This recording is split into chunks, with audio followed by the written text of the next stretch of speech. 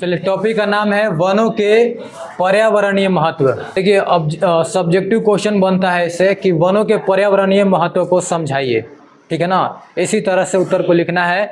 One मानव सभ्यता और विकास का सर्वप्रथम यानी सबसे पहला जरिया था यही, ठीक है ना। पहले के जो लोग थे वनों में ही रहते थे, ठीक है ना। अभी भी आदिवासी लोग जो है ना जंगल में रहते। फिर से स्टार्ट कर रहे हैं। वन मानव सभ्यता और विकास का सर्वप्रथम जरिया था, ठीक है। पहले के लोग वन में ही रहते थे, ठीक है। वन उत्पादों का ही उपयोग करते थे, जैसे कि फल हो गया, बोल सकते हो, कोई दिक्कत नहीं है, ठीक है। फल का उपयोग करते थे, ठीक है।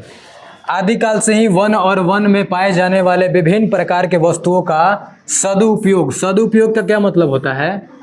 अच्छा उपयोग, सही उपयोग, ठीक है ना, करते आ रहे हैं। वर्तमान समय में इनका महत्व और भी बढ़ जाता है। क्यों? देखिए, समझिएगा।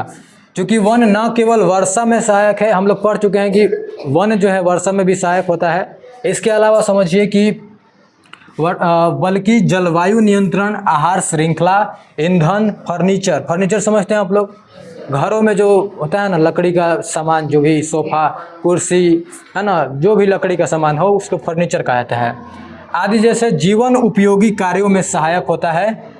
यदि 33% क्षेत्र में भौगोलिक दृष्टिकोण से, समझिएगा इसको, वन रहे तो समय पर वर्षा, मिट्टी अपरदन पर रोक एवं अन्य आपदाओं को कम करने में सहायक सिद्ध हो सकता है। देखिए, अगर किसी देश में पूरे 100% मान लीजिए, अगर पूरा देश है, पूरा भौगोलिक क्षेत्र को 100% मान लिया जाए, तो उसमें से 33% क्या होना चाहिए? वन होना चाहिए। 33% भूमि पर क्या होना चाहिए? वन। अगर ऐसा होगा तो समय पे वर्षा होगा, मिट्टी अपरदन यानी कि मिट्टी का कटाव जो है वो कम रहेगा।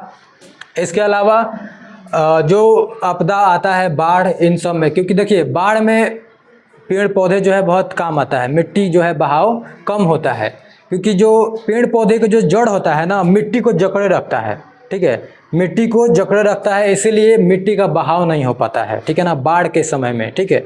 अगर पेड़ पौधा नहीं है तो मिट्टी क्या होगा, एक जगह से दूसरे जगह बह जाएगा। इसी को क्या बोलते हैं? मृदा अपरदन बोलते हैं। समझ में आ गया? चलिए,